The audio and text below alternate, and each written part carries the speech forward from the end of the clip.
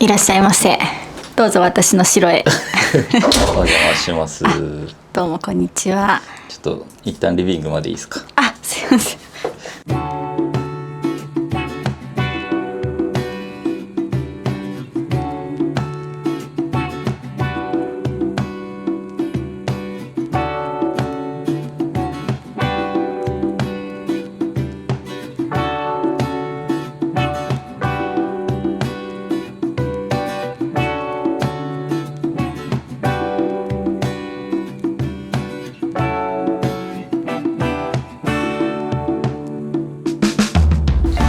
皆さんこんばんは、みくです。今日は私のこのお家のルームツアーを皆さんにご紹介していきたいと思います。私はこの家に2月の末ぐらいから住み始めて約5ヶ月が経過しました。それでこのお家がだいぶ完成したので、皆さんにこのお家の中をご紹介していきたいと思うんですけれども、ここはアトリエ兼住居として使っていまして、週の半分ぐらいはここに住んで、そして仕事をしています。そうだね。はい。まあでも結構住みやすそうですね。はい、とっても住みやすいです。なのでアトリエということで、私の好きなものがたくさん詰まった部屋となっています。それではルームツアースタートです。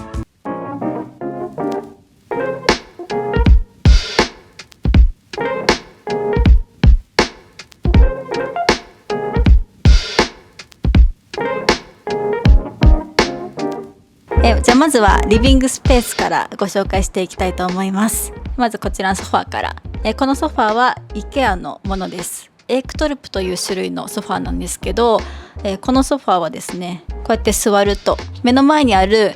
テレビとちょうどね目線が同じになるっていうことで、このちょっと高さのあるソファーを選びました。このね、なんて言うんだろう、フォルム、この辺のちょっとカーブだったりとか、そういうフォルムが私の今の気分にぴったりで、こういう風にちょっと眠くなったら眠れるっていう、この大きさがちょうどよくて気に入っています。でそのソファーの上にクッションをねいくつか置いていて、マリメッコで買ったものだったりとか、あとこういうちょっとキャッチーなもの、これはハワイで購入しました。そして、このソファーの腕掛けの部分のところには、2つブランケットを置いてます。マリメッコのものと、あとはこれ結構質問くるんですけど、アンソロポロジーのものです。これはねバイマで購入しました。はい、バイマで輸入ですね、輸入しました。でそしてこのソファーの背もたれの部分にはキルトカバーをかけてます。これ後でご紹介するんですけど、ベッドカバーとして使ってるキルトカバーについてきたベビー用の小さめのカバーなんですけど、子供用のベッドのキルトってことそうそう、それがちょうどねこのソファーの背もたれにぴったりで、ちょっと雰囲気出るじゃないですか。なのでこれをかけることによってちょっとオリジナリティちょっとこうアレンジしてます、ソファーをアレンジしてますみたいな雰囲気になっています。でそのソファーの横にヴィンテージのランプですね。これはコルト&ソネチカで購入しました。スタンドの部分の柄と色が気に入っています。ライトを置く台は IKEA で購入したコーヒーテーブルです。でそこにムーミンのぬいぐるみだったりキャンドルとかを置いています。でそしてそのね上にも実はペンダントライトがありまして、これはフィルムヴィンテージで購入したヴィンテージのランプで、このなんかちょっと雫が垂れそうみたいな、ちょっとなんか水を感じさせるようなデザインがすごく好きで、なんかこれはもう本当にどこに飾るっていうのを決めずに買ってしまったランプでちょっと置き場所がちょっとなくて今ここにあります。最初はダイニングテーブルの上に置いて使おうと思ったんですけど、あんまりこうなんていうんだ、照度がない、そうね、明るさがちょっと、明るさが足りないので今ここにポイントとして置いています。はい、とっても素敵なランプです。そしてソファーの前にはこちらのラグを引いてます。このラグは中目黒のレイアウトというところで購入したんですけれども、イランのギャッペというラグです。結構毛足が長いよね。そうでもねこれ夏は涼しくて冬は暖かいっていう、そういうラグなのでソファーにも座るんですけど、ここの上でも結構こうやってくつろいじゃったりしてます。テレビ見る時とかこうソファーにもたれかかりながらこういう風に座ったりとか、なんならちょっとここに横になってもいいぐらい気持ちのいいラグです。はい。でこのイランのこのギャッペはカラーものとかもあるんですけど、このソファーの色味に合わせてシンプルなベージュカラーにしました。はい、であとラグの近くにいつも置いてるのがこのクッションなんですけど、これは IKEA とマリメッコのコラボのものです。もう売ってないの？もう売ってません。これは本当はベランダ用のクッションなんですけど、これをねラグの近くに置いとくとこの上で座れたりとかちょっとこうアクセントになるので置いてます自信なさげやな。まあこれはなんかまあでもなんか地べたに座るときにちょっと椅子にもなるし、そうまあちょっと可愛いから置いてるっていうのがちょっとまあ正直なところです。でそして次スツールですね、これはアルテックのスツール60っていうもうとっても有名なスツールなんですけど、このスツールを123と3つ持ってます。なんで3つ持ってるかっていうと、彼に託されたんですそうなのねこのスツール60って結構ヴィンテージ感が出てくるとすっごいいい味を出すんだけど、もうあなたは味を出す天才だと思ってるから適度な生活汚れを着実につけてってくれるということで将来僕が引き取るんですけど着実に汚してじゃない育てていってくれてるそうなんですよ。依頼をかけてますそうなんか彼はね結構几帳面に綺麗に使っちゃうと思うからっていうことでもうガシガシ使っていいよって言われてるので、本当に遠慮なくガシガシ使ってみてソファーのね真ん前にこうやって置いてちょっとここで飲み物する時とか、あとは友達が来た時とかにこうラグの上に1個置いてここにこうなんか飲み物置いて食べたりとか、いろんな使い方があって、あとは私が結構最近気に入ってるのは2つか3つ重ねてその上に大きな花瓶を置くっていう。まあ用途がたくさんあるし、使わないときは重ねたらコンパクトになるし、はいそうです。なのですごくいいですよね。はいありがとうございます。なのでちょっと3つも使わせていただいていますはい、でそういう感じですね。スツールつながりでスツールの上にはいつもこういう風に大きな花瓶を置いてるんですけど、これはマリメッコの花瓶ですね。ちょっとこう大ぶりのものを置くとすごくこう部屋全体が華やかになるので、いつもこういう風にお花を飾っています。剣山はやっぱいいですか？そうこのねマリメッコの花瓶をもし購入される方は絶対剣山を買った方がいいんですけど、やっぱこの下の方がこう広くなってるのでうまく飾れないんですよね花が。やろうね。なので剣山を使ってこういう風に綺麗に花を立てています。はい。その横これもお気に入りなんだけど、これはプランツソサエティで購入した植木鉢です。この水はけは大丈夫なの？そうなんですよ。それがねいい質問ですねこれがですねお水あげるときはこれをポコッと外せるんですよ。で下穴開いてるんや。そう下穴開いてるからそこに水たまるし、飾ったら高さも出るし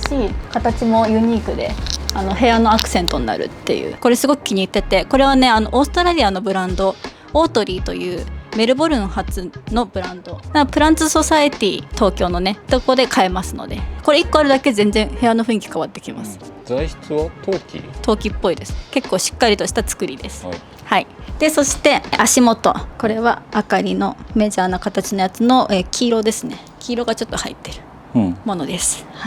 そんな感じでこちら側ですか。そうね、この棚の中ですね。ちょっとこれ全部紹介するんですか？駆け足で行けるところまで行きたいと思うんですけどまずですねこのうちのメインとなっているようなこの大きな棚、これは私が買ったものではなくってもともと備え付けであったものです。ここにこう私の持ってるものを全部見せるように収納しています。結構ね私の中でこの棚のルールがあって、それをちょっと軽くご紹介していこうと思うんですけど、まずこっちはもう本のスペースっていう風にしていて、このね上の2段は私の好きな銀色夏夫さんっていう詩人の方のエッセイだったりとか、あとは北欧の旅エッセイ、そういうものを置いてます。あとはスタジオジブリ物語とかそういうのを置きつつ、なんかちょっとこういう風にそれは何なの？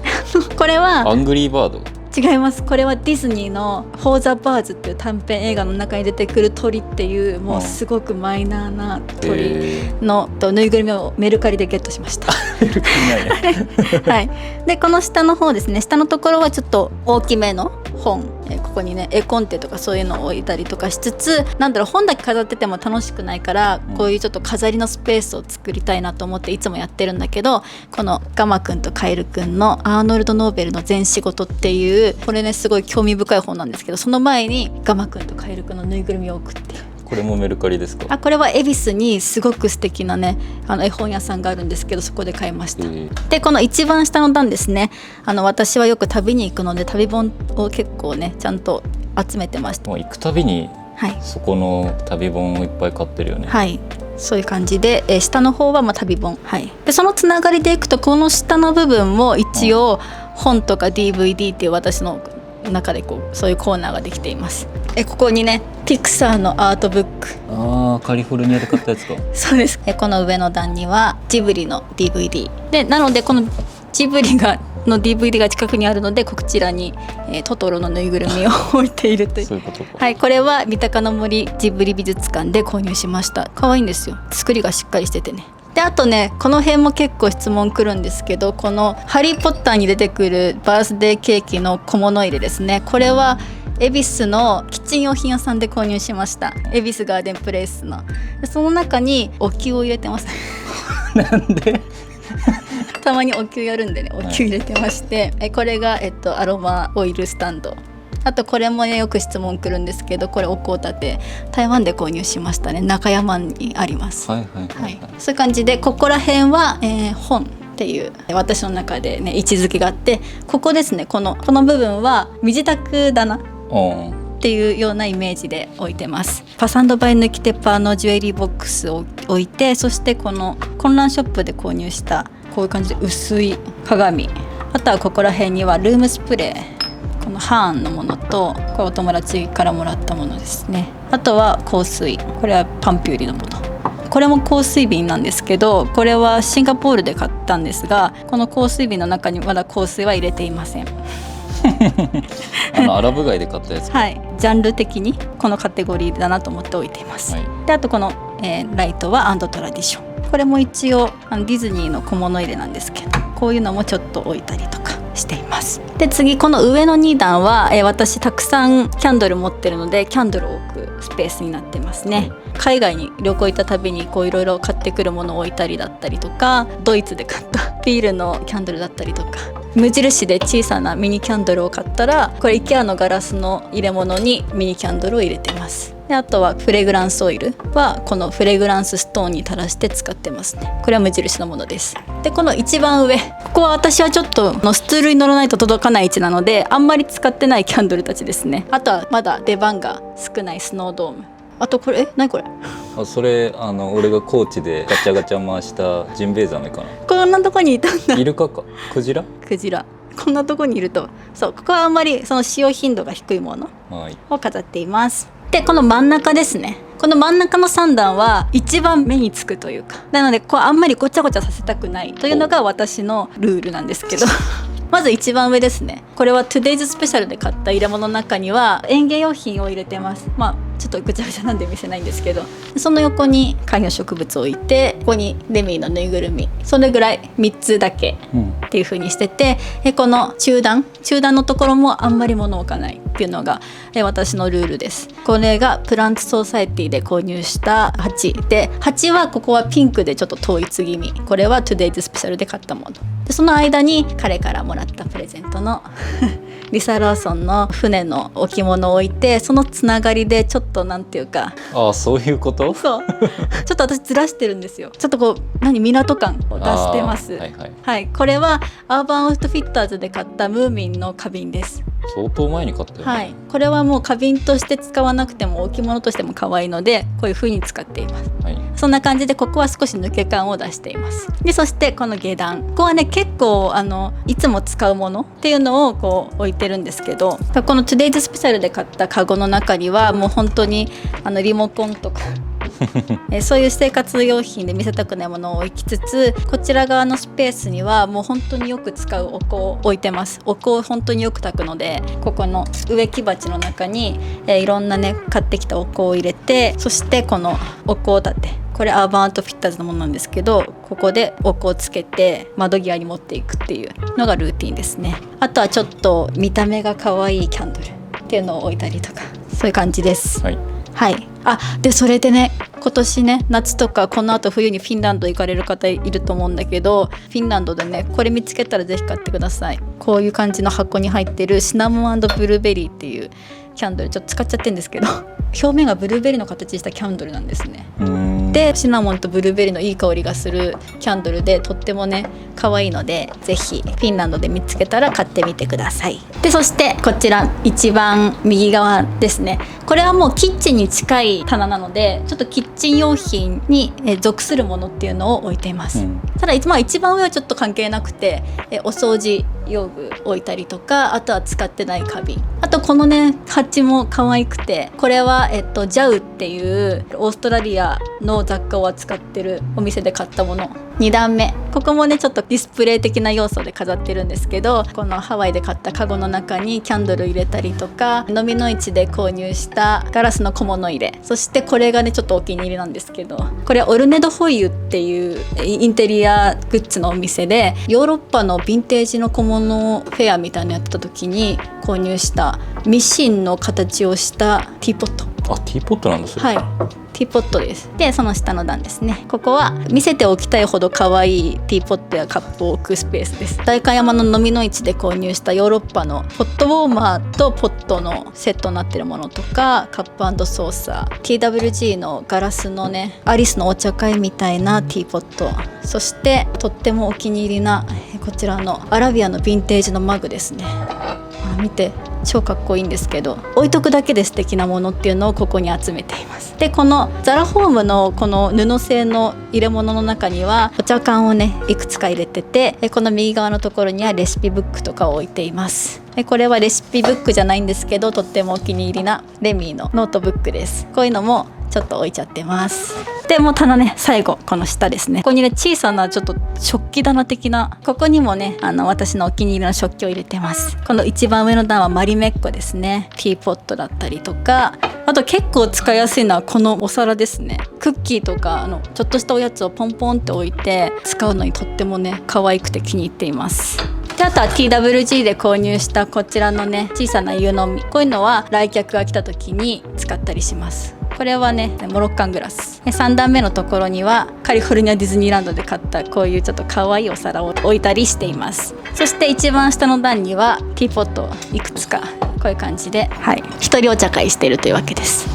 コレクターですね。はい、そうですね。この辺はコレクションみたいな形になっていて、あんまりこう対とかペアとか考えずに自分が欲しいものを買って集めています。でこの横のスペースもねちょっと活用しながら花瓶とか置いたりとかね。そしてこの棚の一番下のところにはこういう引き出し式の収納するスペースがあるので、ここにもね花瓶をこういくつかね入れたりとか、あとはこっちにはこうシュレッダーとか書類だったりとか、あんまりこう生活で見せたくないものを入れています。そんな感じでリビング一気に行きましたけど、とにかくこの棚があることによって私の持っているたくさんの小物を見せながらいい感じに収納できるという形になっています、はい。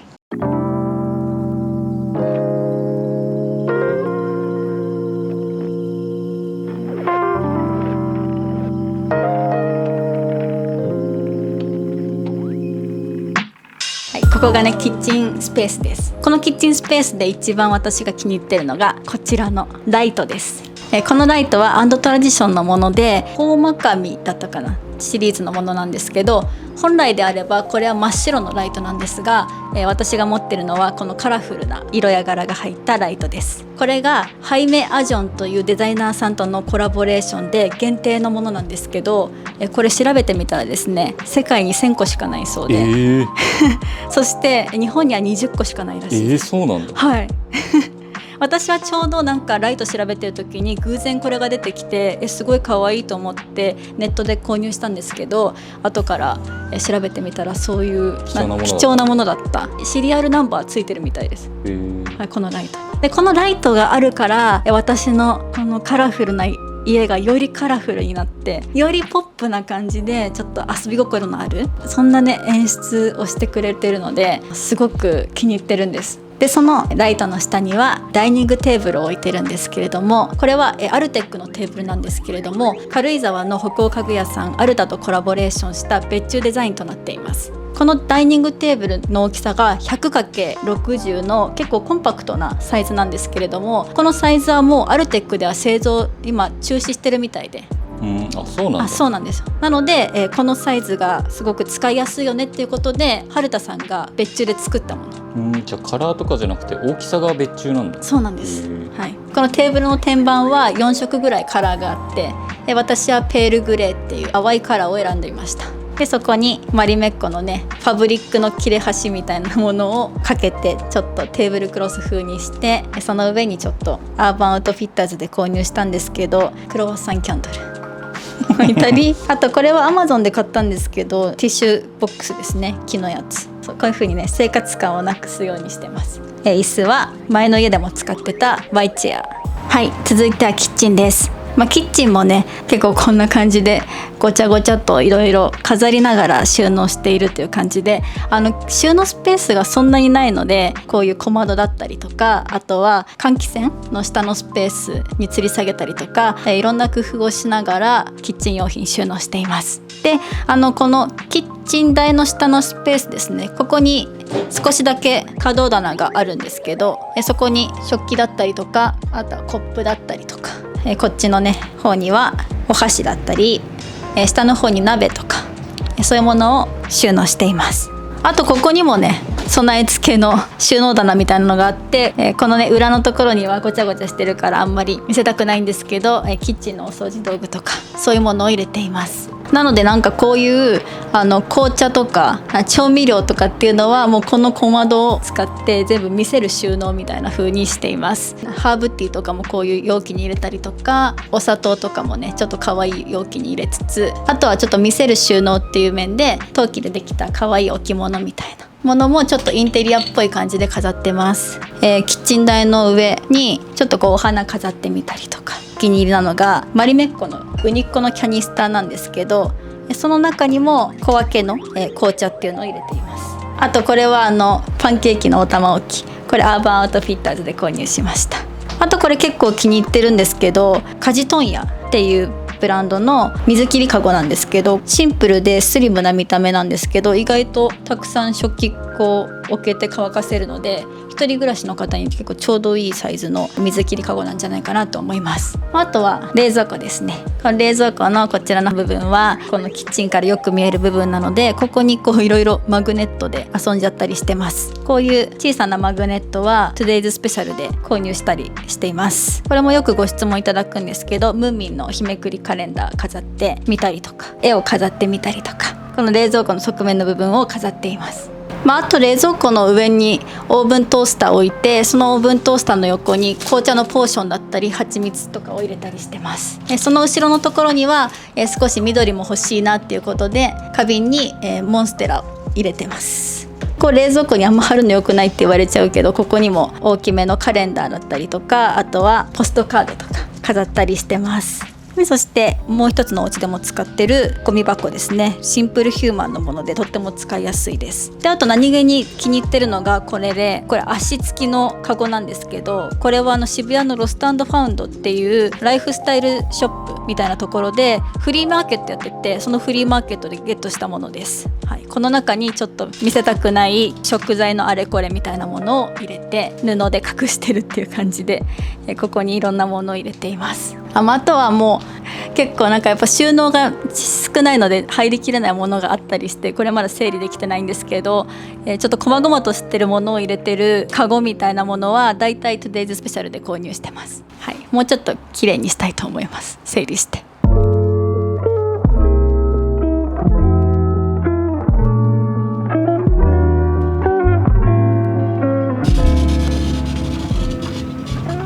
やっほーということで、最後にベッドルームを皆さんにご紹介していきたいと思います。ベッドルームの撮影だけはですね2日目に行っていますので、さっきまでは彼が撮影してくれてましたが、ここからは私が一人で、このベッドルームをご紹介していきたいと思います。このお家は 1LDK なんですけれども、木の建具で仕切られた4畳ほどのスペースがあります。そのスペースに私はベッドとそしてデスクを置いて使っています。この寝室のスペースは本当に可愛くて、元からですねこの壁紙が緑をベースとした植物柄になっていたりとか、床が濃い青の絨毯になっていたり、そのね組み合わせを見た時に私はジブリ映画の仮暮らしのアリエッティを思い出したんです。なのでこの寝室のスペースはアリエッティの部屋のようなそんな雰囲気に仕上げています。まずはね、こちら右側に、私はシングルサイズのベッドを置いています。ちょうどシングルサイズのベッドがこの狭いスペースにぴったりはまる大きさでしたので、そのシングルサイズのベッドを置いていて、ベッドはですね無印で買いました。そしてもうね、私はこのキルトのカバーがとっても気に入っているんですけれども、さっきも言ったようにアリエッティの部屋みたいにしたいなと思って部屋の映像を見ながら参考にしたんですけれども、その時にアリエッティがこういうキルトのベッドカバーを使っているっていう風に気づいて、私の部屋もこのね壁紙に合わせたキルトのカバーでちょっとベッドを覆ったら可愛いんじゃないかなと思ってキルトカバーを探しました。でもなかなかキルトのカバーって日本ではあんまり見つけきれなくて、結局はアメリカの eBay というサイトから購入しました。柄も気に入ってるし、黄色と青のカラーリングもこの壁と床の色によく合っていてとても気に入っています。でこのキルトカバーの裏地が黄色なので、この掛け布団カバーも黄色にした方が全体的に色のバランスが取れるんじゃないかなと思ってマリメッコで黄色の掛け布団カバーを購入して使っています。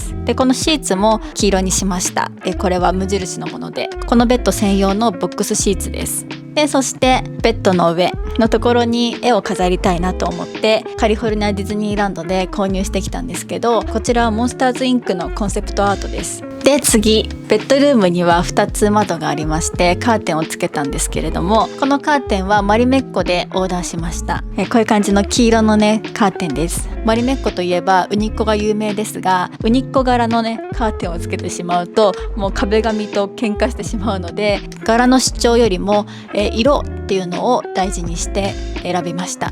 この緑の壁紙に黄色のカーテンのこの組み合わせがとっても気に入っています。ベッドの隣にはデスクを置いていて、私はここで編集作業をしたり、あとは日記を書いたりしています。このデスクはフィルムヴィンテージで購入したヴィンテージのデスクなんですけれども、小さくてコンパクトなデスクなんです。このコンパクトさがこの4畳ぐらいの狭いスペースにちょうどいいと思ったし、このデスクの色味がこのベッドルームを囲む建具とほとんど色が一緒で、この部屋に馴染むかなと思ってこちらを選びました。このデスクは左側に3つ引き出しがあって、私はその中に便箋を入れたりとか、あとは一番下の段にはベッドが横にあるので、ベッドの上で使う安眠アイテムみたいなものを入れて使っています。でデスクに合わせて置いているのは、前の家でも使ってたワイチェアホーリーホックというカラーのものです。そしてデスクの上には、緑の iMac、その横に日めくりカレンダーを置いています。これはリサ・ラーソンの日めくりカレンダーです。でベッド側のところには韓国で買ったスタンドライトを置いてます。これはノービッグディールっていうところで購入したんですけれども、これはねトイストーリーのランプなんです。傘のところがアンディの部屋の壁紙の柄になっていて、ピクサーボールがついています。このスタンドの絵の部分にはトイストーリーにちなんでミスターポテトヘッド夫妻のマグネットをつけたりして、あと何気にねこのライト使い勝手よくって充電式なんですけれども、ライトはね3段階調節が可能です。なのでシーンに合わせて色を変えて使ったりしています。次はデスクの反対側の部分、あまり見せたことのないエリアを皆さんにご紹介したいと思います。実はねこのデスクの反対側の部分には、こんな感じで何か物を置ける棚みたいなものがありまして、そこにね今いろいろと置いてるんですけれども、まずね天井からぶら下げて飾ってるのは、カリフォルニアディズニーランドで描いてもらったビアンカの絵です。それを額縁に入れて飾って、そして下のこのスペースにもところどころディズニーだったりとかピクサーのグッズが置いてあります。まず右側から、こちらにはキャンドルウォーマーを置いています。これはね台湾で購入したメロディーレーンっていうところのブランドのキャンドルウォーマーなんですけれども、このように熱でねキャンドルを溶かして使うものなんですけれども、ちょっとしたライトとしても使っていて、いつもねここでは自分のブランドで作ったフィグ&グリーンティーの香りのキャンドルをキャンドルウォーマーで温めています。爽やかな香りでくどくないので、編集作業中にちょうどいい香りで気に入っているんですよ。でそのキャンドルウォーマーの近くには、シンデレラのジャックのキラキラの置物を置いています。そしてこの辺にもデスクの上で使うようなキャンドル置いてます。ディプティックのミニキャンドルだったりとか、ターンののねロータリーキャンドルホルダーもデスクで作業するときによく使っています。そしてこれは韓国で購入したキャンドルスタンドですね。こういうのもディスプレイとして置いています。そしてこちら、これはパンピューリのピローミストなんですけど、安眠グッズとしてねこの辺に置いてて寝る前に使ってます。であとはこちらに花瓶を置いてちょっとねお花も飾ったりとかもしてます。この花瓶は代官山の飲みの市で購入したものでとってもお気に入りです。でそしてこちら、ここにはピクサーの私の好きなファインディングニモのグッズを置いてます。これ結構お気に入りでオルゴール付きスノードームなんですけど、こういう風に作り込みがすごくってとっても気に入ってます。これはもうネットで偶然見つけて購入しました。あとその横にはカリフォルニアディズニーランドで購入したファインディングニモの写真立てですね。ダーラの絵が入ってるんですけど、これが可愛くて写真は入れずにこのまま飾っています。そして飾り棚のこの横にカール・ジーさんのコンセプトアートを飾ってます。もうほんとこれもねこの壁紙にぴったりあってとっても気に入ってるんですけど、こういう感じでところどころディズニーのコンセプトアートを飾って楽しんでいます。そして寝室のね角を照らすのがこちらのライトなんですけど、これもねフィルムヴィンテージで購入しました。このライトねちょっと変わってて、この下のガラスの部分、この中にも電球が入ってて、上の部分も下の部分も光るっていうのがとっても可愛くて、夜見るとこのねライトがぼんやりと浮かび上がってとってもね素敵なんです。でそのライトを置いてるのはマリメッコのトレースタンドですね。これもね結構便利で買ってよかったなと思う商品です。はい、ルームツアーいかがだったでしょうか。私はインテリアに知識がある方ではないし、自分がねときめく可愛いものを買って集めては、ここに置いたら可愛いかなみたいな感じで計画性を持ってインテリアを組んだわけではないんですけれども、ここは私のアトリエで暮らしも大事なんですけれども、私の心が常にワクワクするようなそんな空間づくりが第一優先だなと思っているので、物が多くてごちゃごちゃしたお家ですが、でもそれでも私がここで仕事を頑張りたい、こういうものを作ってみたいって思えればもうそれが正解なんじゃないかなと思っています。なのであんまりね参考になるようなルームツアーではなかったかなと思うんですけれども、私のこのお家のインテリアアイテムについて質問をいただくことがあるので、今回はね詳しくご紹介してみました。また大きく模様替えしたりとかお部屋の中のインテリアが変わったらまた皆さんにご紹介していきたいと思います。それでは、私のこの一人暮らしのルームツアー終了です。また次の動画でお会いしましょう。ミクでした。